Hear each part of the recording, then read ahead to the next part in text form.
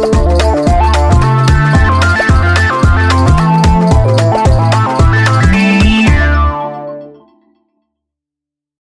qu'on peut dire, c'est que cette année, bon, nous sommes un peu déçus en termes de participation de nombre de maisons, puisqu'effectivement on a perdu quelques maisons par rapport à l'année précédente, malgré nos appels, nos relances.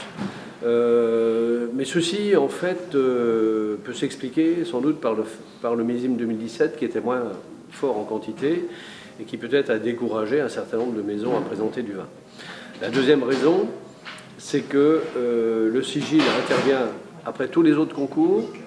Il est dans une autre dimension, puisqu'effectivement, il n'a pas de prétention, si vous voulez, commerciale plus directe, à la différence du concours de Paris, de Colmar ou de Mâcon. Par contre, il joue un rôle important, puisque c'est une forme de reconnaissance des maisons, qui sont effectivement reconnues par la qualité de leur vin. Et c'est aussi, deuxième rôle important, c'est une manière aussi d'alimenter le Notec de la confrérie Saint-Étienne, qui constitue la mémoire vive du vignoble d'Alsace. Et c'est d'autant plus important de continuer d'alimenter cette mémoire que le vin d'Alsace n'est pas toujours reconnu comme un vin ayant les capacités de se bonifier avec le temps. Or, effectivement, on attache, du coup, le consommateur a tendance à attacher de la valeur plus importante à un vin dont il sait qu'il va se bonifier. Donc, notre rôle à la confrérie, c'est aussi de montrer, à travers tous nos chapitres solennels, nos dégustations solennelles, à chaque fois qu'on présente des vins vieux, leur montrer effectivement la complexité de ces vins, évidemment qui n'ont rien à voir avec les arômes fruités d'un vin jeune, mais qui gagnent en complexité, qui gagnent en richesse, et qui de ce fait élargissent le panel en fait, des usages gastronomiques des vins d'Alsace. C'est le cœur de notre métier.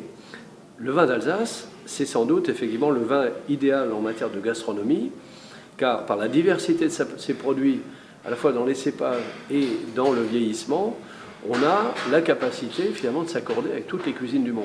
C'est notre fer de lance, c'est notre cheval de bataille. Alors pour revenir au sigil, effectivement, un peu moins de maisons cette année, sans doute ce qui s'explique par le millésime 2017, mais plus d'échantillons, donc ça c'est plutôt positif. Ça veut dire que les entreprises qui sont venues ont joué davantage le jeu en multipliant en fait le nombre d'échantillons, ce qui est aussi un moyen pour elles d'augmenter leurs chances d'avoir des vins sigillés, donc c'est très important parce que n'oublions pas que le sigil qui se déroule sur des vins embouteillés est reconnu par l'Union européenne selon les règles qui imposent notamment les règles des concours qui imposent que pas plus de 30% des échantillons soient primés.